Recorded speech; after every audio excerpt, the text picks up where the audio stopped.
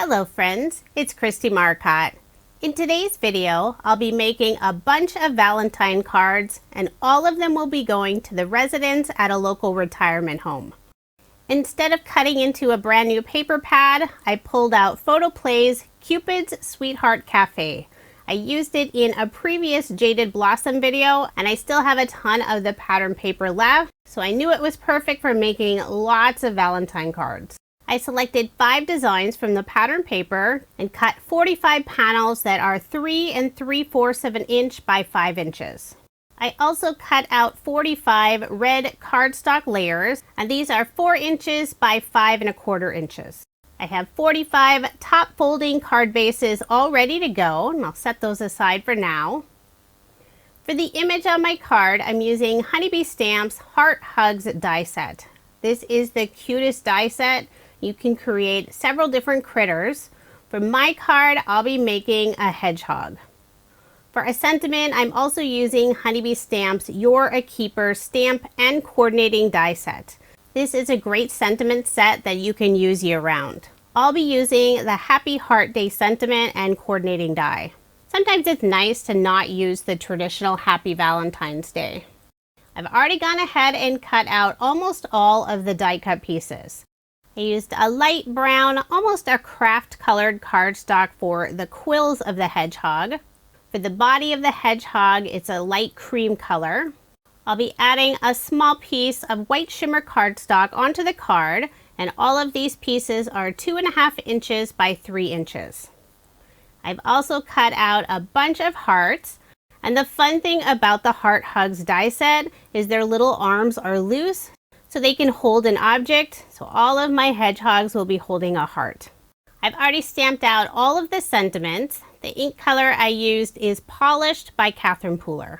The stamp set does have a coordinating die, and I love that you can get that close outline. So I'll lay it on top of my stamped sentiment. I'll use some mint tape from scrapbook.com to hold that in place. I don't show my die cutting very often in my video, but I thought I would show at least one of the pieces being cut out. I'm using a smaller die machine from Honeybee Stamps. This is their Bitty Buzz Cutter. I've used several small die machines before, and usually they're not very stable, but this one is nice and sturdy. And it's perfect if you're just cutting out some smaller pieces. So there's my sentiment all cut out with that perfect outline. The mint tape held my die in place, and I like that it doesn't rip the paper. Here are the rest of the sentiments all cut out, total of 45. I've also gone ahead and cut out the eyes and the nose for the hedgehog. I used the small die machine to cut out all the teeny tiny pieces. It was much easier to just sit at my desk and cut all of those out rather than stand over at my die cutting station across my room. Once I have all those pieces cut out, I can start the mass production to assemble cards. First, I decided to do a little bit of inking on the quills of the hedgehog. I'm using the spiced ink color from Catherine Pooler and adding just a light amount of ink on that outside edge. I've done that to all 45 pieces, and I think it adds just that little extra detail to the hedgehogs. Now I'll assemble one of the hedgehogs here with you. The rest I'll do off screen. The hedgehog is absolutely adorable, and there really aren't that many pieces, so it's not a hard critter to assemble. Using this same die set, you can also make 2 different sizes of bears and an adorable fox. The fox has the most pieces, but it's still not hard to assemble. I'll first attach the heart, put some Barely Art glue on the back of it. Then I'll pop those arms of the hedgehog out just slightly, just enough room so I could slip that heart behind those arms. Then I'll press the heart in place. Now I'll put glue on the back of the body and attach it to the quill portion. The only thing I have left to do are add the eyes and the nose. Now the eyes are super tiny. I'm putting just a small drop of glue. Then I'll use an embellishment wand to pick up the eyes and the nose and press them in place. The little pink container that I'm using is the lid to a chamois case. It works perfectly for holding small die cut pieces. There is my adorable little hedgehog all assembled. Using a white gel pen, I'll add a few highlights to the heart and also the quill area. When I was ready to start on the Valentine cards for the retirement home residents, I knew I needed to use an adorable critter, and this set from Honeybee Stamps is perfect. It's always a little awkward to give Valentine cards to strangers, so I try to look for real cutesy images that will hopefully bring a smile to the residents.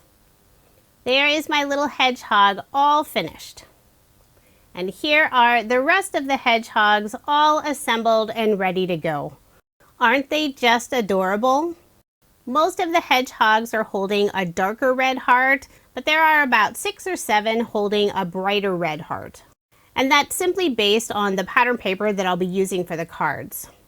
Now it's time to assemble one of the cards with you, and this is a very simple card design.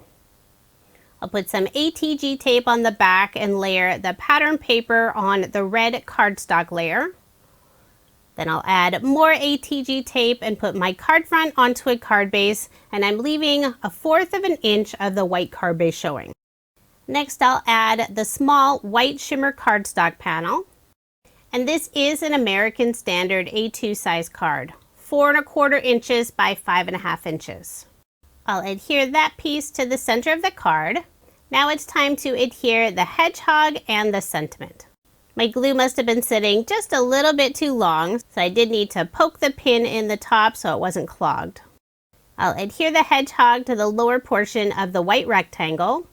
Then I'll put glue on the back of the sentiment and adhere it at the very bottom of the hedgehog. The cards are being hand delivered, so I could add all kinds of dimension, but I decided to go with a fairly flat card. After cutting down all the 12 by 12 pattern paper, I did end up with some narrow strips left over. I'll be adding those to the inside of the card just for a little extra detail, and that way they're not going to waste. So here's my small strip.